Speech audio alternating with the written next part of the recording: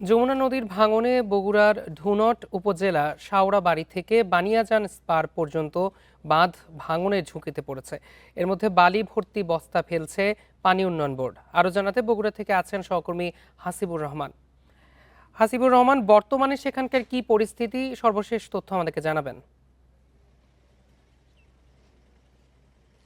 আমি সকালে এখানে এসেছি, তারপর থেকেই দেখছি যে পানি উন্নয়ন বোর্ডের লোকজন এখানকার অবস্থাটা মনিটরিং করছে। তারা জানবার চেষ্টা করছে যে আসলে কোন কোন পয়েন্টগুলো বেশি ঝুঁকিপূর্ণ এবং সেই অনুযায়ী তারা ব্যবস্থা নেওয়ার কাজ করছে। আমি কিছুক্ষণ আগে পানি উন্নয়ন বোর্ডের যারা দায়িত্বশীল কর্মকর্তা রয়েছেন এখানে, যারা বিশেষ করে এই প্রতিরোধের কাজ করছে, তাদের কয়েকজনের সাথে কথা বলেছি। তারা যেটি বলেছেন যে গত 15 দিনে অন্তত 30,000-এর মতো বস্তা এখানে ফেলা হয়েছে। যেসব বস্তাকে আমরা জিও ব্যাগ বলি, এরকম প্রায় 30,000 বস্তার মতো ফেলা হয়েছে। সেগুলো দিয়ে কোনোভাবে এই ডানটির রক্ষার চেষ্টা করা হচ্ছে।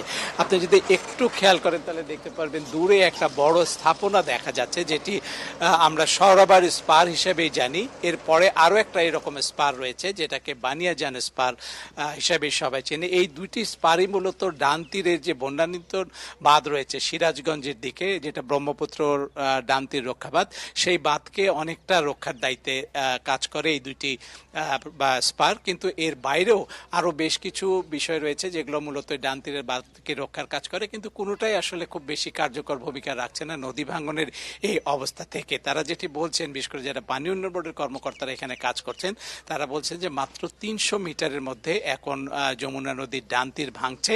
তার ফলে যেটি হয়েছে যে ব্রহ্মপুত্র বন্যা নিয়ন্ত্রণ ডান তীর রক্ষা যে বাঁধটি, মূল বাঁধটি, সেই বাঁধটি বড় ঝুঁকির মধ্যে পড়ে গেছে। ফলে যেটি হচ্ছে যে যদি কোনো কারণে এই বাঁধটি ভেঙে যায় তাহলে ধনুটের বিস্তীর্ণ এলাকার পাশাপাশি বিশেষ করে সিরাজগঞ্জের কাজীপুর, রায়গঞ্জ, এমনকি সিরাজগঞ্জ জেলা সদরও হুমকির মুখে পড়তে পারে।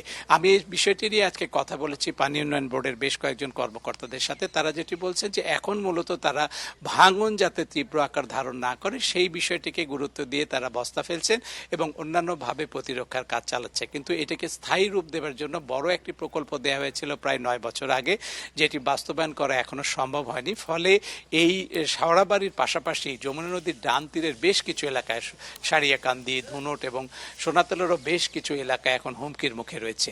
ফলে তারা মনে করছেন যে এই পয়েন্টগুলোকে যদি আমরা একেবারে নিচ্ছিদ্রভাবে নিয়ন্ত্রণ করা না যায় তাহলে বড় ক্ষতি হতে পারে ডান তীরের জায়গাগুলোতে।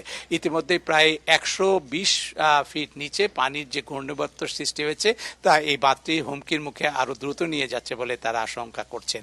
সব মিলিয়ে বলা যায় যে পানি উন্নয়ন বোর্ডের চেষ্টা এখনো পুরোপুরি সফল হয়নি, অন্তত ডান তীর রক্ষার বাঁধের যে বাঁধটি রয়েছে সেটি রক্ষার ক্ষেত্রে। বগুড়া থেকে বাঁধ ভাঙনের ঝুঁকি নিয়ে সর্বশেষ তথ্য জানাচ্ছিলেন আমাদের সহকর্মী।